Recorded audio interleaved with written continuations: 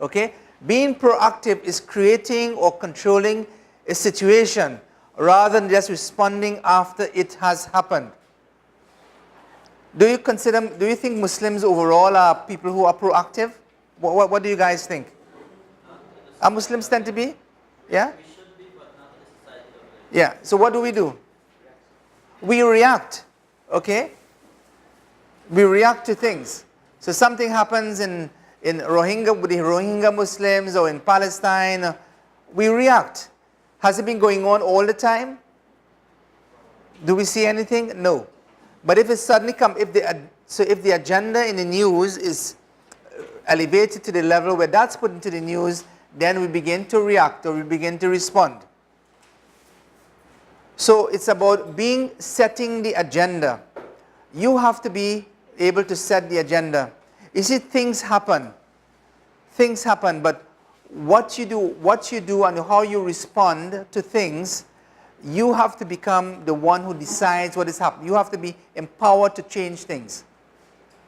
And the way that you do that is that you think about things in a very holistic, in a long-term fashion, rather than simply reacting. So you can look at, of course you need to react. Of course something happens and you need to react.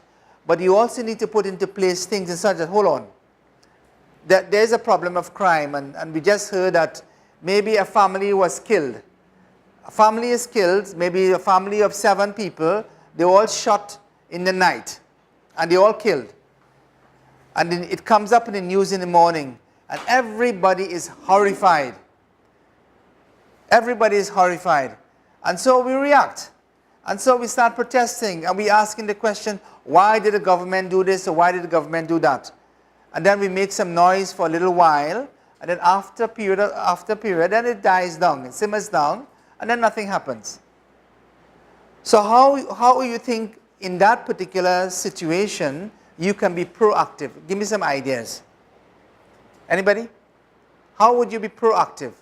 Something suddenly happens, crime, 7 people are shot in a family and killed, the gunman has gone off, nobody knows what has happened. How can you be proactive rather than being reactive? Yeah. Probably by, let me say, you're living in the community and your majority of the persons living there are probably teachers or doctors or whatever. But since they are these personalities, they will just strike, they will not go to work. So when they strike, they actually control the condition of the hospital not be functioning. So they just strike.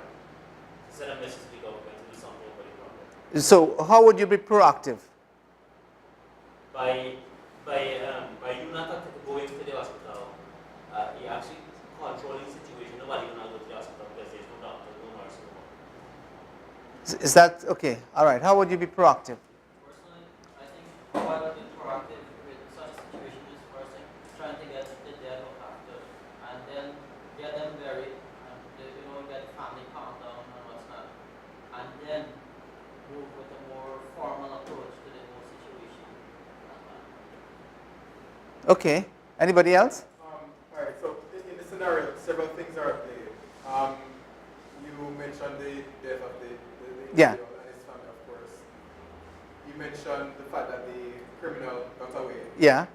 And I think what you were also trying to say is that the population generally would react Yeah. well, you said they would strike, riots, but it could be that they just lash out against government. Yeah, police yeah. forces and so on. So in each of those situations, for the first one with the family, you want to put things in place for the family, first and foremost. Okay. Whether it be a program or it be some vigil or whatever the case may be, and show support for that family. For the fact that the criminal got away, there could be increased tensions in the community or in the country generally. And that could also lead to a sense that police forces or the government are not doing their job. So you would ideally want to appease the public, let them feel, to whatever extent you can, that something is being done to apprehend the criminal, to find the criminal, and also ask for the public support in that case. And in the last instance where people would probably strike, public appeasement is also useful in that case. So you want to step ahead of the situation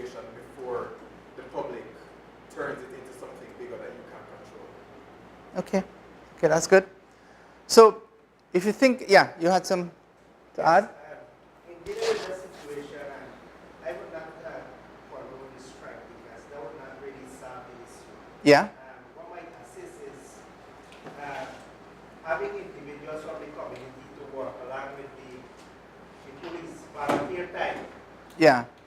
You see what has happened is that if somebody is not behind the Yeah. police, they tend to be lackadaisical. Okay. So by having individuals from the community volunteering time to be with them Yeah. and ensure that they go and look for the people and also to beef up the security maybe during the night so that you prevent the situation from reoccurring. Okay. Because once it happens once, it can happen again. Can happen again. Okay. Malik, what do you think? How can you be proactive in that situation? Personally, I think for me it's like basis or it's like foundation. Being reactive to the akhirah should make you proactive in the dunya. It says that even if you lived in a world with no problems, the fact is you're going to die in something for Allah subhanahu wa ta'ala. So that in itself should drive you to be proactive. And Allah subhanahu wa ta'ala will send these problems our way so that we can sort of deal with them. So the idea is not to wait for a situation or a problem to arise. Yeah. But you to actively go. And I think the biggest problem, and of course there's gun crime, there's drugs, always, the biggest problem is a lack of iman. Yeah. And that's the root cause of all problems in my opinion. All right. So, there are a number of things that play. Do you think that this is the first time people have been killed? Okay. So, this is an ongoing problem. All right. Now, when a tragedy happens like that, it's not a trickle. So, a person is killed, like in Trinidad now, I mean, we've been how many days? I mean, it's over 250 murders or something like that we're up to? Yeah.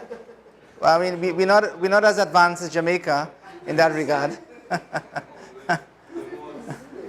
Okay.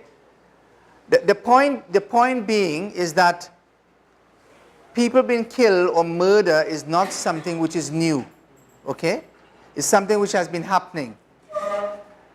In a sense, the public has not been energized to be able to force some change from within.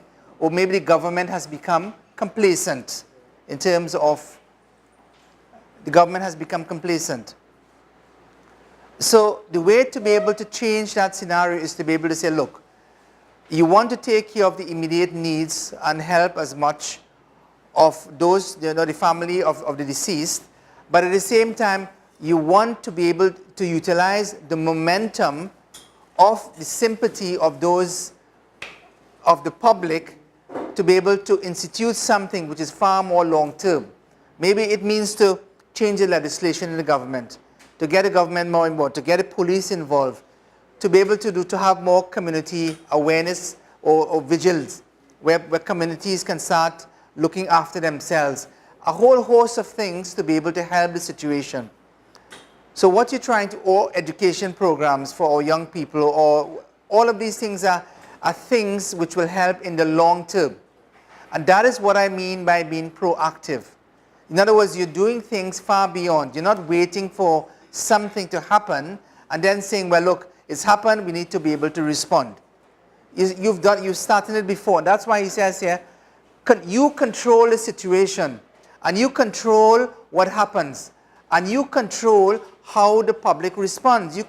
You are challenging the energy and all of the energy and all of the uproar that people have in a particular direction.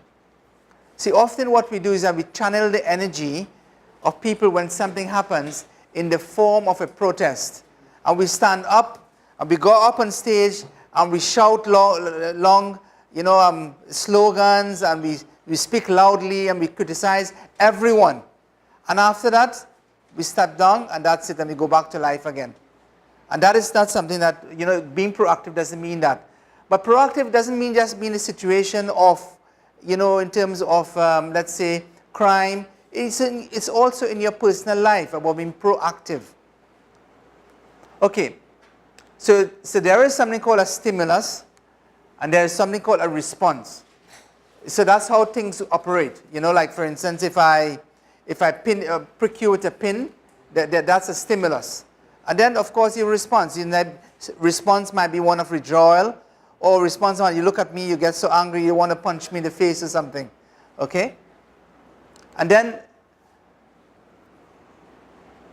when it comes to the response, and then you have this thing called freedom to choose. Okay? And all of these things comes within that, freedom to choose. You have things like self-awareness, your imagination, your conscience, your independent will. You see, you can choose how to respond to any particular situation. You can choose the type of response that you give.